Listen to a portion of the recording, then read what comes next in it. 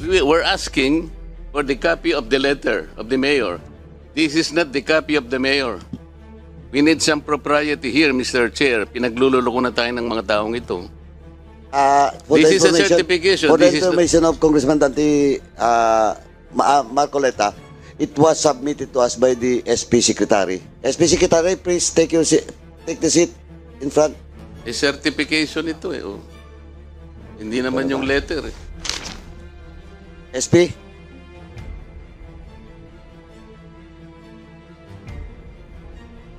Eh,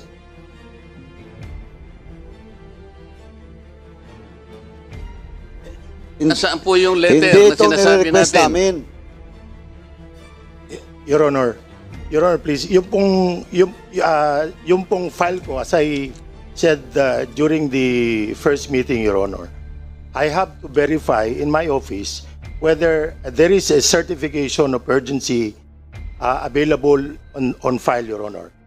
Pagkatapos ko pong tinignan yung files namin, wala pong certification of urgency na nakikita on file. But since it is approved certified urgent by the members, Your Honor, now I am certifying based on the I just want to cut you. What we are asking is the document, SP Secretary. Now, ang certification mo, proving that indeed there is a request from the mayor, di ba? For urgency. Pero ang hinahanap namin dito yung dokumento, hindi po yung SP. Kaya nga in question ngayon to, dahil question namin yung desisyon ng SP. Nang sangguniang pangbayan. And you're telling us, what we need is the document. Now, if you don't have the document, indeed, hindi totoo po. Nagpadalang mayor. Your Honor, yung pong, let me explain, Your Honor. Yung pong, kaya nga po sabi ko nung unang hearing natin, I think I was several times asked about this, whether that certification is available in my office. During the time, I'm not very sure, Your Honor. Now, I am telling the Honorable Committee, Your Honor, after a diligent effort to find the document, I cannot find one, Your Honor. Maybe because it was not filed in my office or it was given directly to the Vice Mayor or the presiding officer during that time.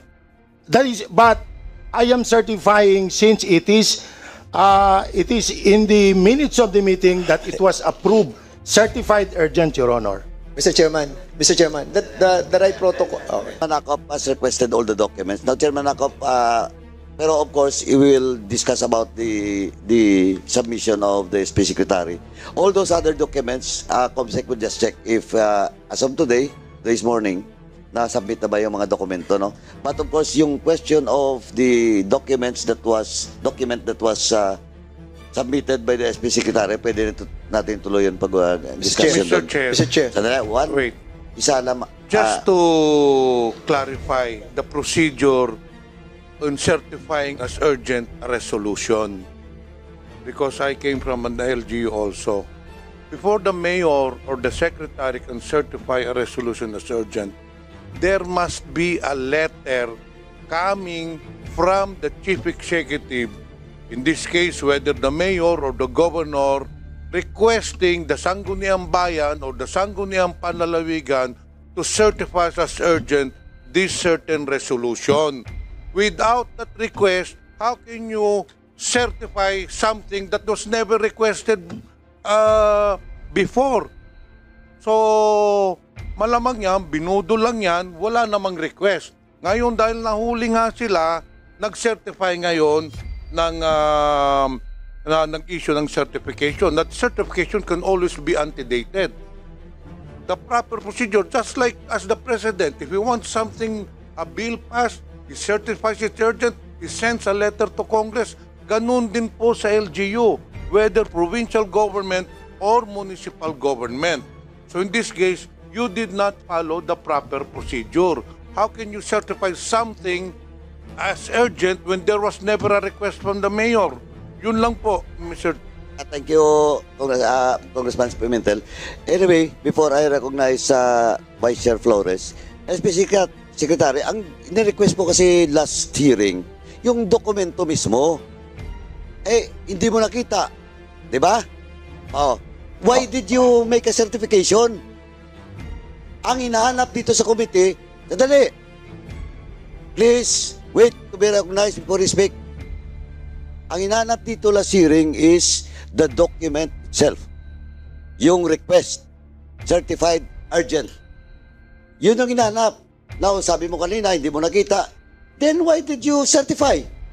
Because the order of this committee is to produce that document, not your certification.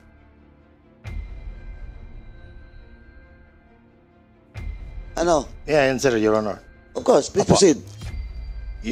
Yung pong ang SB Secretary po kung ano lang po yung file sa office ko, I will take care of that document as an official record of the council. Yung pong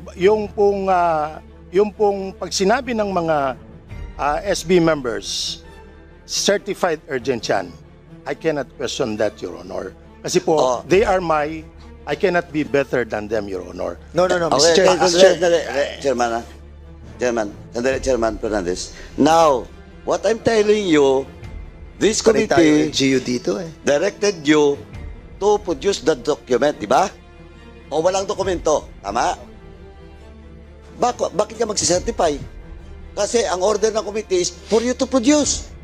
Now you're justifying yung question ngayon doon sa issue ng certificate of urgency.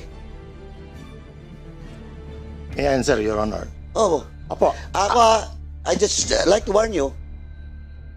Pag inulit-ulit mo sagot mo, hindi ka pwedeng lumusot dito. Kasi alam na namin na hindi mo nakita. Na ang tanong ko, please diretso mong sagutin. Bakit ka nag-certify hindi mo nakita?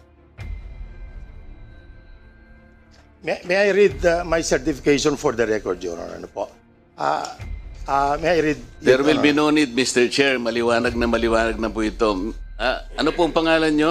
George Carino po. Your George Honor. Carino, ikaw ang Sangguniang Bayan Secretary. Opo. Ilagay mo doon sa minutes of the meeting, January 14, 2020, na certified urgent itong resolution na ito. It is in the minutes. Ito, nakalagay rito. Sinertify mo na urgent dahil sa sinabi ng mga members ng Sanggunian? Yes, sir. Ganun ba ang patakaran ninyo ngayon? Pag sinabi nilang urgent without even looking at the certification or letter of urgency by the mayor, gagawin mo na certified urgent? Based po dun po, opo, kapag sinabi po nila. Kasi Pag sinabi ng sanggunian mo nang hindi mo nakikita yung sulat ng mayor, isa-certify mo? based po dun sa minutes na sinabi. Hindi, ang tanong ni Dante ang tinatanong Marcoleta, ko sa'yo- walang letter, sinabi na ng sanggunian,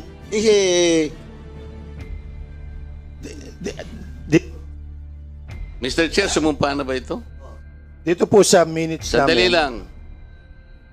Walang letter. Tama o hindi?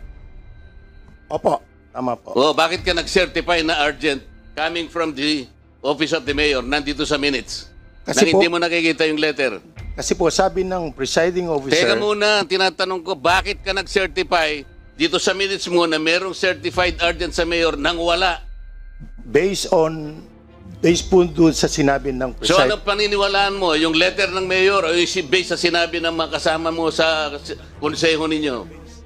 with due respect, Your Honor, siyempre po kung anong sinabi ng presiding officer at kaming SB Secretary o ako bilang SB Secretary, kumukuha lang po ako ng notes based doon sa mga sinasabi ng membro. That is only my job, Your Honor. Oh, andyan po si Mayor. Mayor, nandyan po kayo. Totoo po ba na wala kayong letter? Your Honor, Mr. Chairman, the honorable members of the committee. The previous meeting na po natin on February 14. Hindi nga, wala kayong letter, Wala di ba? po. I denied already that I did not issue a certified urgent. Oh, dinideny niya. Yes, Sino po opo. nagsising? Meron pong makukulong sa inyo. Either kayo o yung inyong Lahat po secretary sila ng nag-confirm Sangguniang na Bayan. Nag-certified ako. Wala po. Lahat ng members of the councils na Pero nagsabi. Mr. Chair. Inuulit ko lang po yung nakarang nating hearing, no? I denied already the certificate of urgency of that resolution. But all of the members of the council, the Sangguniang Bayan, confirmed that I certified a copy of urgency without any documents that they can present today.